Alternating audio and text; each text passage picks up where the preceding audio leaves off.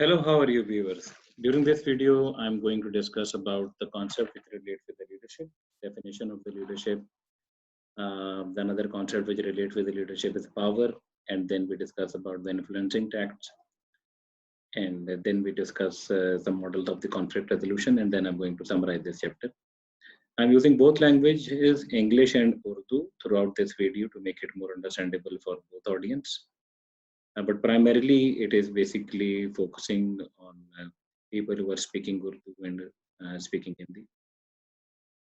अच्छा, ये वीडियो जो है ये लीडरशिप के लेक्चर के हवाले से है और ये लीडरशिप के लेक्चर में हम पावर के कॉन्सेप्ट्स को हम समझेंगे, इन्फ्लुएंसिंग टैक्ट्स को हम समझेंगे, कॉन्फ्लिक्ट रेजोल्यूशन के हवाले से डिस्कशन करेंगे। Okay, let's start it. Let me share the slides with you.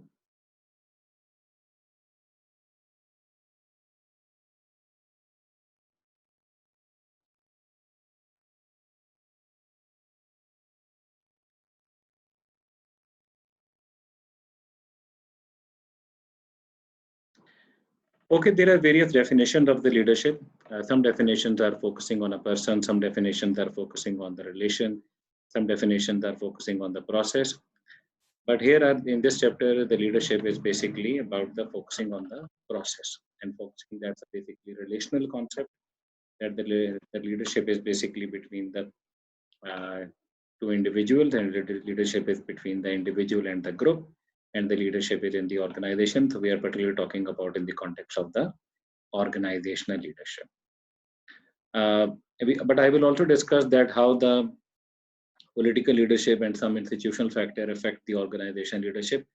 But that the main focus is on the organization leadership, in which we are going to discuss about the sources of the power and the some leadership theories as well, which we will cover in the next video. Okay. Let me define before defining the leadership, there are some quotes which I want to share with you. The first is leadership is one of the most observed and least understood phenomena on earth. James Burns, 1978. Even if you Google the word leadership, you will find out millions of entries about the concept of the leadership training, leadership skills. There's another question that whether leaders are born or leaders are made, and how do you differentiate between the word leader and the leadership? As you see the difference between the word leader and the leadership, the difference is a ship. The leader is the person who is taking care of that ship.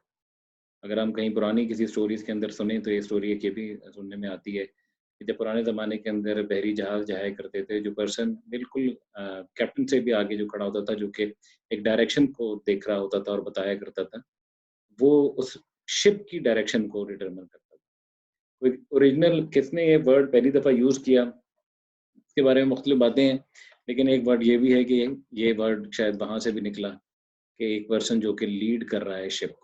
तो leadership, कई leaders आपको मिलते हैं उन positions के ऊपर, लेकिन उनके अंदर लीडरशिप आपको नहीं मिलती when they are not taking care about the ship. We will talk about these things when the people are using the power for their personal gain and when they're using their power for the social needs, or when they're using that power for the needs of the society. दोनों की power के अंदर फर्क होता है. Leader बगैर power के उन चीज़ों के अंदर तब्दीली नहीं ला सकता जो कि वो लाना चाह रहा होता है. और एक और कोट मैं आपसे शेयर करता हूँ. The question is, what do business, politics, public service, higher education, charities, and armed forces have in common? The need for the leadership, especially in our scenario, जिस scenario में आजकल हम हैं, इसके अंदर आपको एक change की तरफ हम बढ़ रहे हैं. इस change के अंदर आपको एक leader की ज़रूरत है, आपको leadership की ज़रूरत है, जो कि लोगों को इस change से की तरफ से आगे की तरफ लेके जाए. During the COVID-19 situation, there is the need of a global leaders, there is the need of a regional leaders, or there is a certain kind of a congruence between those leaders who can take the ship forward, who can take the ship of the humanity and the humans forward and pass through this situation. So there is a need of a leader in every kind of a field. Her field में, हर situation के हर field में आपको leaders की ज़रूरत है. Now, without vision, people perish. Without strategy, vision is a dream. It does not matter of whether leaders are born or made, they are born and made. I've striven not to laugh at human actions, not to weep at them, nor to hate them, but to understand them. Then Buddhist mantra, open your arms to change, but don't let go of your values.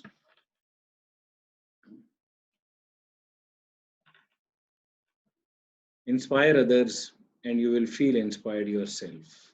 Zelen, 2004. So these are the various quotes, but the important question is, can a leader influence without power, and how exactly would that influence take place? Normally the word influence is used with the word leader and the leadership, and sometimes some people have a certain negative connotation with the word influence, so they sometimes replace the word influence with the inspire, or they replace the word with the induce. Uh, but here we are using the word influence in the definition of the leadership. So let me come to the definition of the leadership. That the leadership, as you see on your screen, the use of power and influence to direct the activity of followers toward goal achievement. You're looking into that thing that is not focusing on the individual, it is focusing on the relational definition of leadership between the leader and the follower. And that is basically the process. It's basically the process through which the leader is influencing the followers to achieve the organizational goals. They want to achieve the goal achievement.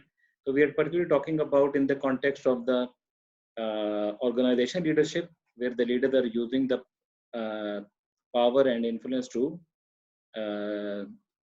direct the activities of the follower. But this is like a two-way influence. It's not only about the leader who is influencing the follower, but followers are also influencing the leader. So, but they are influencing each other. What they want to achieve, they want to achieve the organizational goals, and that's why that. Now we are talking about that. What are the effective leaders? When you think of the effective leader, who do you think of the effective leader? There are so many national leaders. When you think they are very effective for their nations, even if you talk in our context, the Qaeda Muhammad Ali Jinnah is one of the leader. If you talk in the other our regional concept, Gandhi is another name which comes in our mind. Then if you talk about in the international arena, I mean the recent would be Obama and Martin Luther, and then there are some other field as well. Let's say Mother Teresa. So you found different types of leader in different areas आपको मिलते हैं, लेकिन बुनियादी और अहम सवाल ये है कि effective leader से क्या मुराद है? तो effective leader सिर्फ वो नहीं होगा जिसकी वजह से गोल अचीवमेंट होगी और वो गोल अचीव किए जाएंगे, बल्कि effective leader वो भी होंगे जिसके अंदर लोग रहकर ज़्यादा committed और motivated भी रहते हैं काम करने के हवाले से. So we can basically define the effective leader on the two dimension. It's also about the achievement of the goal, and it's also about the satisfaction of the people who are the part of that team, who are working under that leader. So it's a mutually beneficial, it's a mutual satisfaction in that team. That's another form of the leadership which we call the team leadership. But let's go back to the definition of the leadership. How can we define the word power, and how can we define the word influence? So if you look into the word power, I will just briefly give you the definition of the power, then we will discuss in detail later on the later part of this video. So power can be defined as the ability to influence the behavior of others and resist unwanted influences in return. जब कोई powerful person होता है तो वो जब किसी ऐसे, मतलब उसकी डेफिनेशन आप इस तरह भी कर सकते हैं कि आपको वो काम आप उसके लिए कर लेते हैं जो हो सकता है आप ना करना चाहते हैं. That is the power of the another person. लेकिन कुछ लोग इसको हम बाद में आके बात करेंगे. पावर एक रिलेशनल कॉन्सेप्ट है. rather than the person has a power, that relation has a dynamics of the power due to which the people follow that person. So power एक ऐसी ability हम यहाँ define कर रहे हैं जिसकी वजह से दो दूसरे person को influence करते हैं to do the things. और हो सकता है वो ये काम ना करना चाह रहे हो, लेकिन जिसको इन्फ्लुएंस किया जा रहा होता है उसके पास भी ऑप्शन होती हैं कि वो एक पावरफुल पर्सन के हवाले से क्या चीज़ कर सकता है। इसलिए हम कई जगह पे लेबर की स्ट्राइक्स भी देखते हैं और मुख्तलिफ़ किस्म के अदर भी मिसबिहेवियर्स देखते हैं, जिसमें थेफ्ट भी है और अदर बिहेवियर हैं। वो भी एक इन्फ्लुएंस करने का तरीक़ाकार होता है, जहाँ लोग मिलकर अथॉरिटी को इन्फ्लुएंस करने की कोशिश करते हैं। लेकिन यहाँ हम अथॉरिटी के पर्सपेक्टिव से देख रहे हैं कि पावर जो है, वो कैसे जो है यूज़ की जाती है या फिर पावर के ज़रिए से कैसे इन्फ्लुएंस किया जाता है। तो लीडर का एक बड़ा जो रिलेटेड कॉन्सेप्ट है लीडर के साथ, वो इन्फ्लुएंस और पावर का है। तो अगर ये 2 चीज़ें उसके साथ होती हैं, तो लीडर जो है एक ज़्यादा बेहतर तौर से वो अपने उन चेंज को और उस प्रोसेस को जिसके अंदर वो जिस चेंज को लेके आना चाह रहा है, वो लेकर आ सकता है। ओके, इससे आगे बढ़ते हैं हम और now the word power is the I'm going to discuss the word power. So let's talk about, there are many definitions of the power, but we are talking about the word from the perspective of the, again, this definition is from the relational concept, the ability to influence the behavior of others and resist unwanted influence in return. And what made the leaders you named powerful exactly? जो अभी तक हमने leaders की बात की, उन leaders को कि क्या चीज़ है, क्या सोर्सेज हैं जिसकी वजह से वो पावरफुल हो जाते हैं। अच्छा, पावर जो है ये यहाँ भी हमने रिलेशनल कॉन्सेप्ट बात की, ज़रूरी नहीं है कि लीडर उस पावर को प्रैक्टिस कर रहा हो, बल्कि उसकी परसेप्शन जो है रिगार्डिंग दैट पावर, उसकी वजह से भी फॉलोअर जो हैं वो इन्फ्लुएंस होते हैं और काम करते हैं। और कुछ मामलात के अंदर लीडर्स को पावर को प्रैक्टिस भी करना होता है, ताकि जो उनके सबॉर्डिनेट्स हैं या फिर जो उनके टीम मेंबर्स हैं, उनको मालूम हो जाए कि उनके पास ये पावर मौजूद है। सो यहाँ पावर की डेफिनेशन के हवाले से यही बात है कि ability to influence the behaviour of the others, कि आप किसी को ये इस बात के ऊपर ही कहें कि वो इसका आप पे काम करे। जिस तरह मैनेजर है, पावर से एक रिलेटेड कॉन्सेप्ट जिसको रिलेट किया जाता है अक्सर, वो है वर्ड अथॉरिटी। अच्छा, अथॉरिटी जो है ना, वो आप ये कह सकते हैं कि एक ऑर्गेनाइजेशन के अंदर डिफरेंट नेटवर्क हैं, डिफरेंट स्ट्रक्चर्स हैं, डिफरेंट प्रोसेसेस हैं। वो जो नेटवर्क स्ट्रक्चर प्रोसेसेस जो बनाए हुए होते हैं, उसके अंडर उस सिचुएशन के अंदर एक पर्सन के पास एक अथॉरिटी आ जाती है। लेकिन अगर आप उस पर्सन को उस ऑर्गेनाइजेशन से हट कर देखें, तो वो उसमें वो पावर मौजूद नहीं होती जो उस ऑर्गेनाइजेशन के अंदर होगी। लेकिन पावर मुख्तलिफ सिचुएशन और प्रोसेस में मुख्तलिफ जगहों के ऊपर हो सकती है। मतलब अगर आपके खुदा खासा सिचुएशन के अंदर अनफॉर्चुनेटली अगर कहीं किसी का ये वाटर पाइप ब्रस्ट कर जाए, अब जो प्लम्बर की पावर होगी इस सिचुएशन में वो बहुत ज़्यादा बढ़ जाएगी, क्योंकि उस कॉन्टेक्स्ट और सिचुएशन के अंदर उसकी पावर बढ़ जाती है। ठीक है? तो इलेक्ट्रीशियन है, आप अगर डिपेंडेंट हैं कि इलेक्ट्रीशियन वहाँ मौजूद है उस सिचुएशन के अंदर, इमरजेंसी के अंदर, रात में अब गर्मी है, पंखे नहीं चल रहे हैं और आप इलेक्ट्रीशियन को बुलाते हैं ताकि वो ये काम कर सकें, तो ये पावर जो है उस केस के अंदर वो बढ़ जाती है। अच्छा, बात ये है कि पावर से मुराद ये है कि ability to influence other people. So that is basically, there are different types of the power and we are talking about the one word is authority. Other word जो authority के साथ यूज किया जाता है वो legitimacy है। अच्छा, legitimacy का मतलब है कि वो लीगल है उस सिचुएशन के अंदर पावर को एक्सरसाइज करने के हवाले से। और ये legitimacy मिल कहाँ से रही है? legitimacy मिल रही है ड्यू टू दैट ऑर्गेनाइजेशन के अंदर उसकी उस पोजीशन की वजह से। और जो उसकी पोजीशन है वो एक पूरे नेटवर्क, एक पूरे स्ट्रक्चर, एक पूरा प्रोसेस बना हुआ है जिसमें उसको लेजिटिमेट किया जाता है कि वो काम आपको ये कह दे। और टीचर की जो लेजिटिमेट पावर है उसकी वजह से स्टूडेंट जो हैं वो कई बार उसकी बात सुनते हैं और उसके उन कोर्स कंटेंट को फॉलो करते हैं और उसके एग्जामिनेशन के अंदर बैठते हैं और उसको चीज़ों को फॉलो कर रहे होते हैं, क्योंकि उसकी एक लेजिटिमेट पावर है। अच्छा, ये लेजिटिमेसी जो है वो उसकी अथॉरिटी के साथ लिंक करती है। अथॉरिटी कहाँ से मिली है? उस ऑर्गेनाइजेशन कॉन्टेक्स्ट में मिली। अगर आप उस टीचर को उस ऑर्गेनाइजेशन कॉन्टेक्स्ट से अलहदा कर देंगे, अनलेस उसके पास अदर सोर्सेज ऑफ पावर हों, अगर वो एक्सरसाइज कर रहा है, तो वो पावर, वो एबिलिटी इन्फ्लुएंस अपने शागिर्दों के ऊपर रहती है। अदरवाइज अगर वो पावर की सोर्सेज ना हो, तो उस तरह वो अपनी इन्फ्लुएंस एबिलिटी जो है विदाउट दैट कॉन्टेक्स्ट जो है उस तरह एक्सरसाइज नहीं कर पाता। लेकिन मैनेजर की भी बात हम इसी तरह कर रहे हैं कि उस कॉन्टेक्स्ट के अंदर बात कर रहे हैं। अब मैं आपसे बात करूंगा कि what made the leaders you name powerful exactly, क्या चीज़ है जो किसी पर्सन को ज़्यादा पावरफुल बनाती है। मुख्तलिफ किस्म की थ्योरीज हैं इसके हवाले से, जो आपकी बुक में थ्योरी डिस्कस की गई है, हम उसी थ्योरी को डिस्कस कर लेते हैं। कुछ तो इंसान की पर्सनलाइज्ड पावर कहा जाता है, जो उसकी पर्सनैलिटी की पावर है, उसका अपना कैरिज्मा है, और वो भी वो सिचुएशन के अंदर वो कैसे इन्फ्लुएंस करता है उसकी पर्सनैलिटी की वजह से, उसकी कैरिज्मा की वजह से। अ, और कुछ पावर जो है उसको ऑर्गेनाइजेशन देती है, और कुछ पावर जो है वो उसकी पर्सनल पावर होती है। इन पावर्स के अलावा भी कुछ फॉर्म्स हैं पावर्स की, वो भी मैं आपसे डिस्कस करूंगा। लेकिन पहले हम इन पावर्स को वन बाय वन डिस्कस कर लेते हैं। तो पहली जो पावर है वो ऑर्गेनाइजेशनल पावर के अंदर लेजिटिमेट पावर है। और लेजिटिमेसी को मैंने आपसे डिस्कस किया, जो कि पर्सन की अथॉरिटी उस पोजीशन की वजह से आती है। और ये पावर रिलेट करती है उसकी रिवॉर्ड की और कोरेसिव पावर के साथ। और अक्सर ये पावर जो है एक दूसरे के साथ रिलेट कर रही होती हैं। Legitimacy power is derived from a position of authority inside the organization and is sometimes to referred as a formal authority। एक मैनेजर की एक फॉर्मल अथॉरिटी क्या है?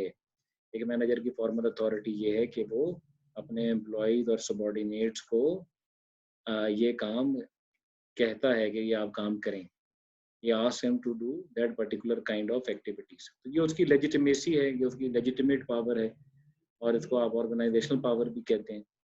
सो दूसरी जो पावर इसी के साथ रिलेट करती है वो है reward power. And by reward power exist when someone has control over the resources or rewards another person wants.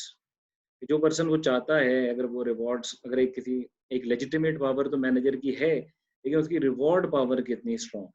कई बार ऑर्गेनाइजेशन जिनके अंदर बहुत ज़्यादा रूल्स रेगुलेशन और स्ट्रक्चर मौजूद होते हैं, वहाँ मैनेजर्स की पावर थोड़ी कर्टेल की जाती है, और ये पावर जो है एक ग्रुप को दी जाती हैं, कमिटीज़ को दी जाती हैं, जो कि इन चीज़ों के बारे में डिसाइड करती हैं। कई ऑर्गेनाइजेशन हैं जो कि इनफॉर्मल सेटअप में है, वहाँ उस मैनेजर की और ओनर की, जिनको आप कभी-कभार कहते हैं अपनी टर्मिनोलॉजी के अंदर सेठ, ऑर्गेनाइजेशन के अंदर उस पर्सन की पावर बहुत ज़्यादा बढ़ जाती है रिवॉर्ड देने के हवाले से। और जो लीगल मैनेजर जो मौजूद है उनकी पावर अप्रूवल डिपेंड कर रहे होते हैं कि उस पर्सन अप्रूव करेगा तो ही ये बात आगे बढ़ेगी। थर्ड जो पावर है उसको हम कहते हैं कोरेसिव पावर। और ये भी relate, coercive power exists when a person has a control over punishment in an organization। What kind of a punishment that person can give to the other person। बहुत सारी punishment लोग दे देते हैं। कई बार उनकी सैलरीज को अंदर डिडक्शन कर लेते हैं, कभी कभार उनके कोई इंसेंटिव हैं वो रोक लेते हैं, कभी कभार उनके रिवॉर्ड हैं वो रोक लेते हैं। तो आप देखेंगे लेजिटिमेट पावर जब एक मैनेजर के पास होती है, तो उसके पास रिवॉर्ड पावर और कोरेसिव पावर भी आती है। लेकिन दैट डिपेंड्स कि वो मैनेजर कितना वहाँ पावरफुल है। That depends upon what kind of a reward that manager can give to the employee and what kind of a coercive power that manager has. देखिए, एक लेजिटिमेसी पावर इसलिए भी आ जाती है कि मैनेजर के पास जो इन्फॉर्मेशन और नॉलेज होता है, कभी कभार वो इन्फॉर्मेशन और नॉलेज बाकी एम्प्लॉयज के पास नहीं होता, जिसकी वजह से उसकी लेजिटिमेसी बढ़ जाती है और उसकी पावर बढ़ जाती है। वो कहते हैं नॉलेज इज पावर। ऑर्गेनाइजेशन के अंदर जो नॉलेज और इन्फॉर्मेशन होता है, वो अथॉरिटीज जब शेयर करती हैं आपस में, तो अथॉरिटीज के पास वो नॉलेज की वजह से उनकी लेजिटिमेसी इंक्रीज होती है। बहरहाल इन तीनों पावर्स का आपस में एक लिंक है। और अगर आप देखें तो अब हम बात करते हैं, ये तो ऑर्गेनाइजेशनल पावर है जो कि ऑर्गेनाइजेशन के कॉन्टेक्स्ट में लोगों को मिल रही है। लेकिन कुछ पावर जिनको हम कहते हैं पर्सनल पावर, और इसमें दो पावर हैं, एक को हम कह रहे हैं एक्सपर्ट पावर और दूसरे को हम कह रहे हैं रेफरेंट पावर। और ये एक क्वेश्चनियर भी है आपके पास जिसमें आप इसको फिल आउट कर सकते हैं एक्सपर्ट पावर के हवाले से, और आप देख सकते हैं कि आपके किस लेवल ऑफ एक्सपर्टीज हैं in your organisation. Expert power, जिस तरह आप कई एक्सपर्ट से आप कंसल्ट करते हैं किसी मामले में, जिस तरह कोई डॉक्टर है, कोई लॉयर है, कोई आर्किटेक्ट है, तो ये उनकी एक्सपर्ट पावर होगी उस सिचुएशन में। इवन मैंने आपको जैसे एग्जांपल दी प्लम्बर की, इलेक्ट्रिशियन की, तो जब आप किसी मामले के अंदर स्टक कर जाते हैं, तो आपकी उनकी एक्सपर्ट पावर जो है वो बढ़ जाती है। इसी तरह ऑर्गेनाइजेशन में भी एक्सपर्ट पावर, एक मैनेजर के पास तो नॉलेज है और इन्फॉर्मेशन है, तो उसकी पावर तो उस मामले में बढ़ जाती है। लेकिन अगर आप किसी फील्ड में काम कर रहे हैं, जिस तरह मार्केटिंग में है, फाइनेंस में है, एचआर में है, तो अगर आप किसी फील्ड में काम कर रहे हैं तो वो फील्ड की आपको नॉलेज की वजह से भी आपकी पावर उस सिचुएशन के अंदर बढ़ जाती है। इस तरह एक मैनेजर एक नई ब्रांच में आता है तो कभी-कभार वो उन लोगों के साथ कॉन्टैक्ट करता है जिनके पास वो लेजिटिमेट पावर तो नहीं होती, लेकिन उस काम को करने के हवाले से उनकी पावर कभी बड़ी हाई होती है। जिस तरह कई क्लर्क्स हैं, उनकी लेजिटिमेट पावर तो कम होती है, लेकिन उनकी expert power regarding that process बड़ी हाई हो जाती है, जिसकी वजह से जो अथॉरिटी है वो उसके ऊपर डिपेंड कर रही है। एक सेक्रेटरी है और वो उसकी लेजिटिमेट पावर अपने मैनेजर से तो कम है, लेकिन एक प्रोसेस इन्फॉर्मेशन के बारे में उसकी पावर बहुत हाई है क्योंकि उस काम को बहुत देर तक करती रही है। उसमें इसकी एक्सपर्ट पावर जो है वो बढ़ जाती है। तो ये एग्जांपल है एक्सपर्ट पावर के हवाले से। अ, दूसरी जो फॉर्म है पर्सनल पावर की वो है रेफरेंट पावर। और आप ये क्वेश्चन भी फिल आउट कर सकते हैं और आप देख सकते हैं कि आपकी किस हद तक रेफरेंट पावर है। And referent power exist when a person have a desire to identify and be associated with that person. ये रेफरेंट पावर की एक सोर्स पर्सनैलिटी भी है, उसका कैरिज्मा भी है, उसकी एसोसिएशन उस पर्सन के साथ है। और मैंने पहले भी कहा कि इसमें लीडरशिप जो है वो एक रिलेशनल कॉन्सेप्ट है और जिसके अंदर हम इसको रिलेशनल कॉन्सेप्ट के कॉन्टेक्स्ट के अंदर डिस्कस कर रहे हैं। तो इसमें कई बार फॉलोअर के एट्रीब्यूट्स भी अपना रोल प्ले कर जाते हैं।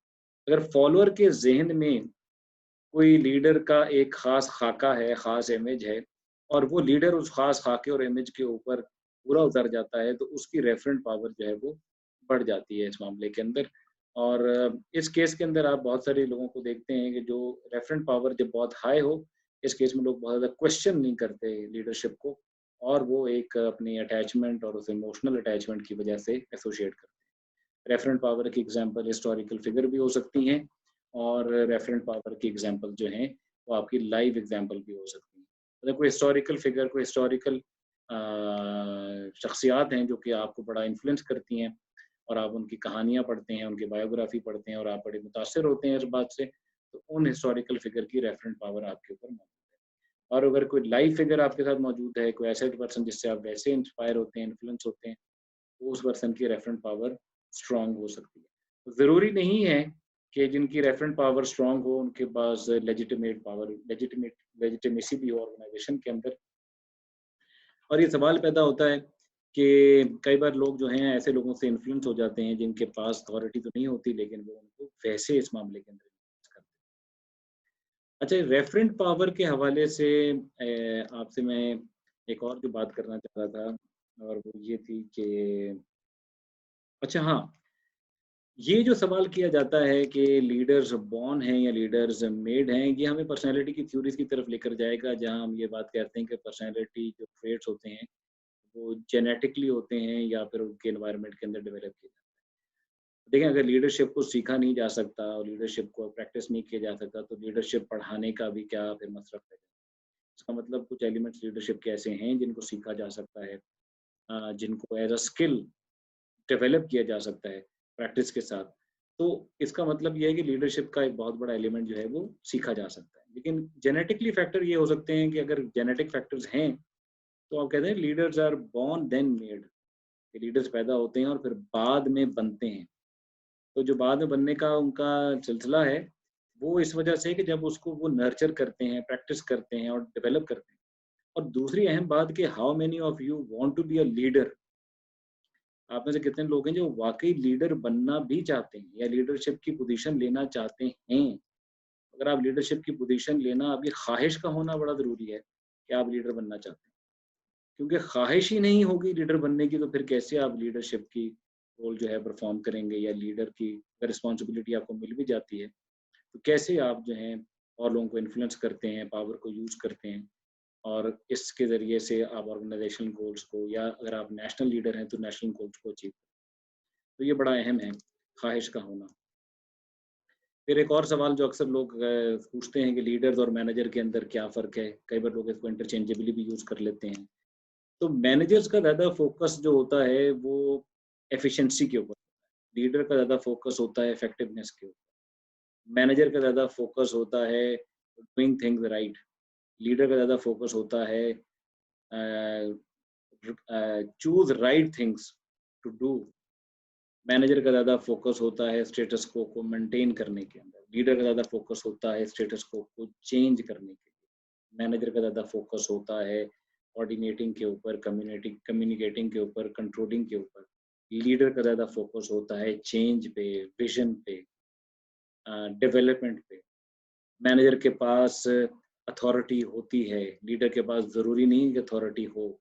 हर मैनेजर लीडर नहीं होता, इस तरह हर लीडर मैनेजर भी नहीं होता।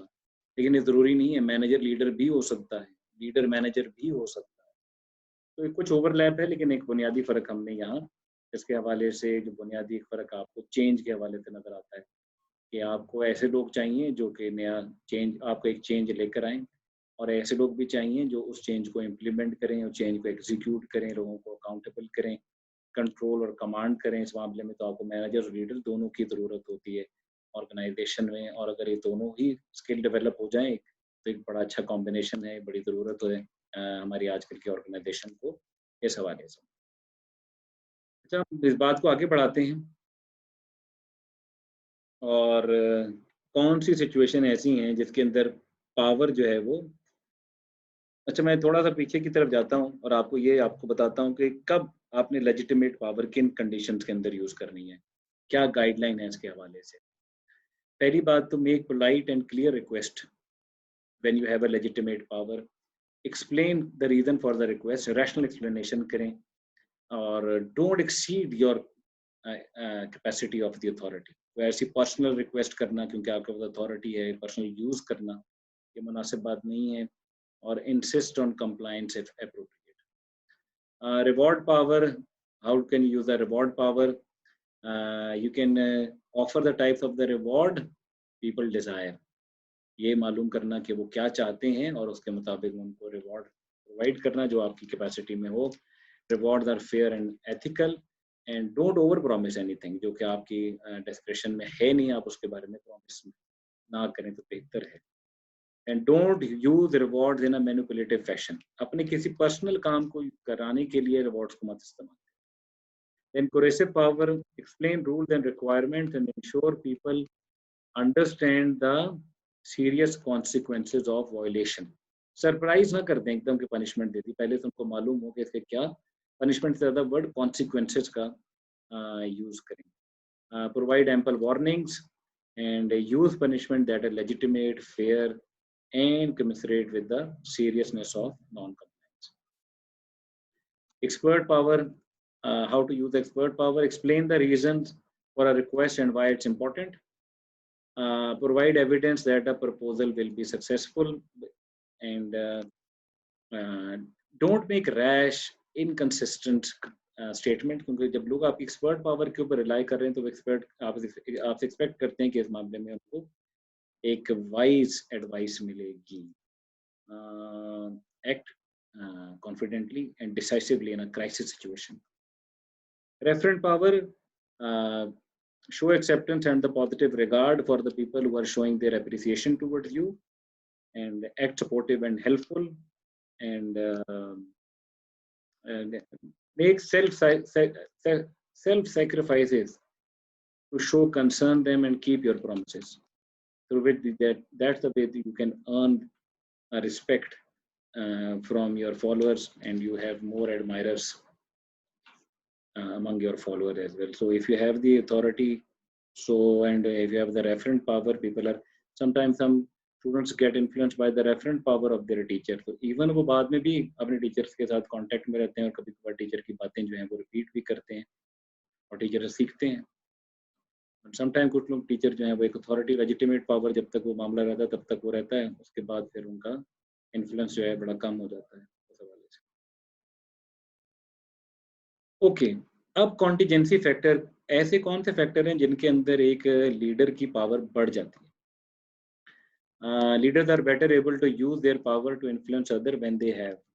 अच्छा, ये है कि अगर उनका कोई सब्स्टिट्यूट ना हो, मसलन अगर आपको उस लीडर के अलावा जो भी काम करवाना है, जो उसकी खास ऐसी एक्सपर्टीज हैं जो कि उस लीडर के अंदर ही मौजूद हैं और दूसरी जगहों पे आपको रेडिली अवेलेबल नहीं है, तो इस केस के अंदर जब सब्स्टिट्यूशन उसकी नहीं होगी या लो सब्स्टिट्यूटेबिलिटी होगी, तो लीडर की पावर जो है वो उस सिचुएशन में इंक्रीज हो जाती है। दूसरी है हाई डिस्क्रेशन।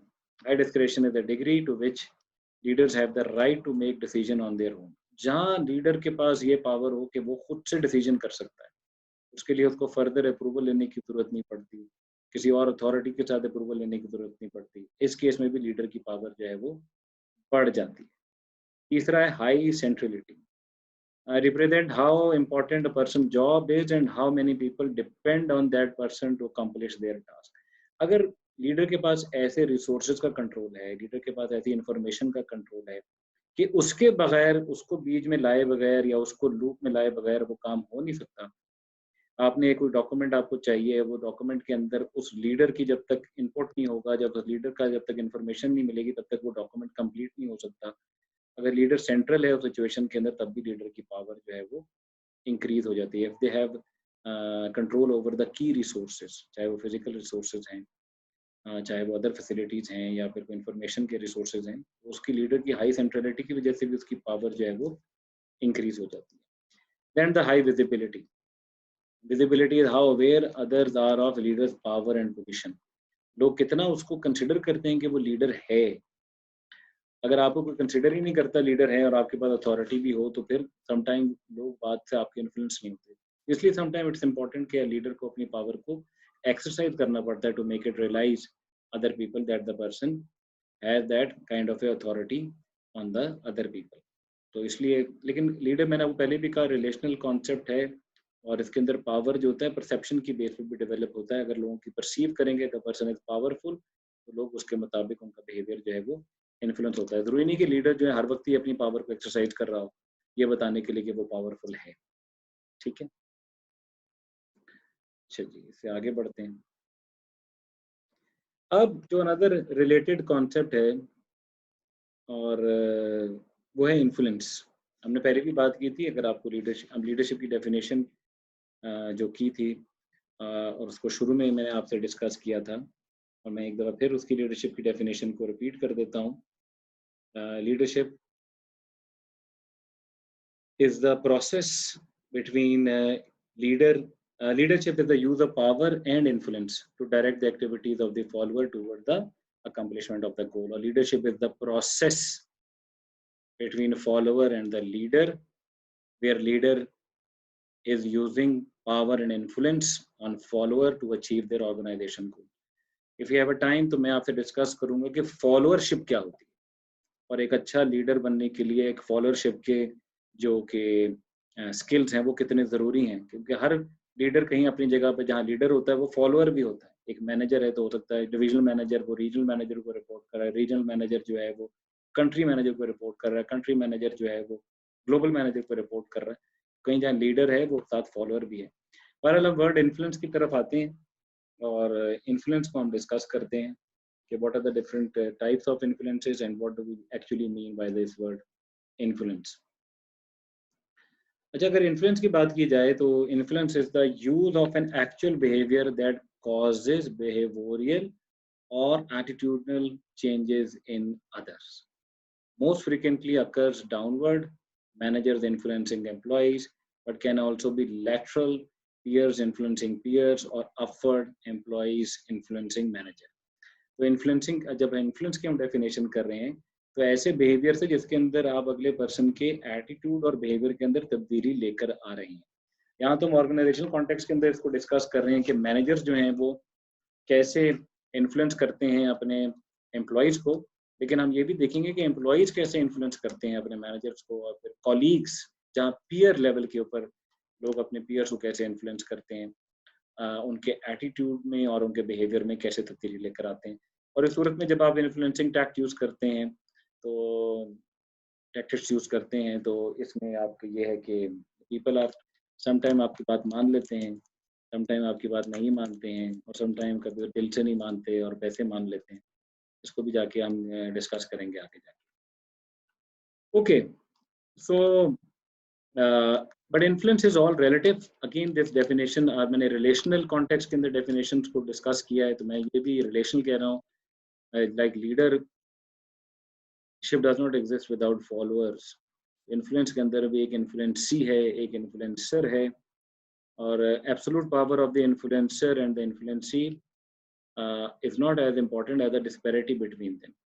डिस्पैरिटी का मतलब है कि क्या परसीव करते हैं वो एक दूसरे की पावर के हवाले से। ठीक है ना, जितना फोकाल्ट ने और मैंने कहा कि पावर तो हर जगह पे मौजूद है, हर रिलेशन में मौजूद है, चाहे वो फैमिली हो, चाहे वो ऑर्गेनाइजेशन हो या किसी भी कॉन्टेक्स्ट के अंदर पावर की डायमेंशन तो हर जगह मौजूद है। अब इन्फ्लुएंस के अंदर भी जो कि पावर का डायनामिक्स है वो मौजूद है कि कौन से इन्फ्लुएंसर और इन्फ्लुएंसी के अंदर पावर की डिस्पैरिटी क्या है, किस लेवल की डिस्पैरिटी है, कितनी चॉइसेस हैं इंडिविजुअल के पास उसको डिसेंड करने के हवाले से। और अगर डिसेंड करने के हवाले से बहुत ज़्यादा चॉइसेस ना हो तो कई बार लोग इन्फ्लुएंस हो भी जाते हैं उस सिचुएशन के अंदर। Okay, now there are different kind of influence tactics और जिसके अंदर हम इसको वन बाय वन डिस्कस कर लेते हैं और इसको पावर के कॉन्सेप्ट के साथ भी रिलेट करते हैं। First is rational persuasion and by rational persuasion is the use of logical argument and hard facts to show the target that the request is a worthwhile. Rationally pursuit करते हैं, logically उसको explain करते हैं। आप कहते हैं कि जी हम ये सेल्स को अचीव करना चाह रहे हैं, उसकी वजह ये रीजंस हैं।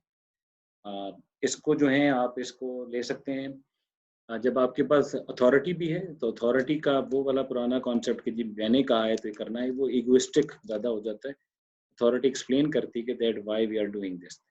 जिस तरह अगर ऑनलाइन क्लासेस हो रही हैं या वर्क एट होम हो रहा है तो इसको इसमें परसुएशन से ज़्यादा तो बहरहाल मालूम भी था कि ये चीज़ें इसी तरह ही होंगी, लेकिन कुछ लोगों को परसुएट करना पड़ा इस मामले के अंदर कि वाई इट्स इम्पोर्टेंट कि इस तरह के काम को किया जाए इस तरीके से। सबॉर्डिनेट भी यूज़ कर सकते हैं इस पावर को अपने मैनेजर को इन्फ्लुएंस करने के हवाले से, पीयर्स पे भी यूज़ की जा सकती है इस पावर को, क्योंकि आपके पास उस पावर की डिस्पैरिटी उस तरह मौजूद नहीं है कि जहाँ आप ही कहें और अदर पर्सन अगर नहीं भी चाह रहा तो वो ये काम कर ले। इसलिए इसको रैशनल परसुएशन के हवाले से बात की गई है। और फिर है बात कंसल्टेशन के हवाले से। और कंसल्टेशन में जो हम बात करते हैं occur when the target is allowed to participate in deciding how to carry out or implement a request that you consult with them। अच्छा जी ये हमने काम करना है, हमें सेल्स टारगेट अपने अचीव करने हैं, आप बताइए कैसे हो सकता है। अब आपने डिसीजन कर लिया है, now you are basically making other people to part of that decision. आप उसको अदर अदर लोगों को उस डिसीजन का पार्ट बनाते हैं। जब हमको आप पार्ट बनाते हैं तो इसको हम कहते हैं कंसल्टेशन। और कंसल्टेशन के हवाले से भी ये भी पावर जो है मैनेजर्स यूज़ करते हैं। डाउनवर्ड इसकी डायरेक्शन ज़्यादा है और पीयर्स पे भी कंसल्टेशन की जाती है क्योंकि उसके ऊपर पावर आपकी उस तरह नहीं होती, पीयर के साथ उनसे कंसल्ट किया जाता है इस मामला के हवाले से। अच्छा, थर्ड है inspirational appeal and by inspirational appeal we mean designed to appeal to the target values and ideals, thereby creating an emotional or attitudinal reaction। आप उनको कोई ऐसी बात करते हैं जिसकी वजह से उनके इमोशंस जो हैं वो ट्रिगर हो जाते हैं उस काम के करने के हवाले से। और क्योंकि वो आइडलाइज करते हैं उस सिचुएशन के अंदर, उस सिचुएशन को वो अपने दिल से चाहते हैं, आप उनको कोई ऐसी बात करते हैं कि उनको बड़ा इंस्पायर करती है कि ये काम हमें करना चाहिए। मसलन कोई ऐसा कोई चैरिटी का काम है या फिर कोई ऐसा विज़न है ऑर्गेनाइज़ेशन का जो कि उनको इंस्पायर करता है कि that they want to basically achieve that thing. Inspirational appeal के अंदर आप उनको उस काम की तरफ लेकर आते हैं, उस विज़न की तरफ लेके आते हैं जो कि उनके अपने किसी पर्सनल विज़न को साथ अटैच करता हो। और साइकोलॉजिकल एम्पावरमेंट में भी हमने कॉन्सेप्ट थोड़ा-सा डिस्कस किया था, इंस्पिरेशन का, जिसमें आप इंस्पायर करते हैं। ओके जी। अच्छा, इंस्पिरेशनल अपील की एग्जाम्पल आपकी जो बुक में दी हुई है। ओके, जब लीडर इसको यूज करता है तो दैट्स ही और she need to understand what is important for the influencee के लिए क्या ज़्यादा इम्पोर्टेंट है। और लास्ट है collaboration and by collaboration I mean leader use collaboration by attempting to make it easier for the target to complete the request. That means leader actually help provide करता है, resources provide करता है, information provide करता है ताकि वो ये काम जो है वो complete कर लें। तो ये कोलैबोरेशन होगी, ये भी एक आपका टैक्टिक है। जब आपने कोई काम करवाना हो तो आप उनके साथ कोलैबोरेट करते हैं, हेल्प करते हैं, एंगेज करते हैं। बाकी जो मैं इन्फ्लुएंसिंग स्ट्रेटजीज हैं वो आपसे नेक्स्ट स्लाइड के अंदर डिस्कस करूंगा। तो अभी के लिए इतना ही काफी है। Okay, I'm ending this slide right now, and I will discuss the rest of the strategies in the next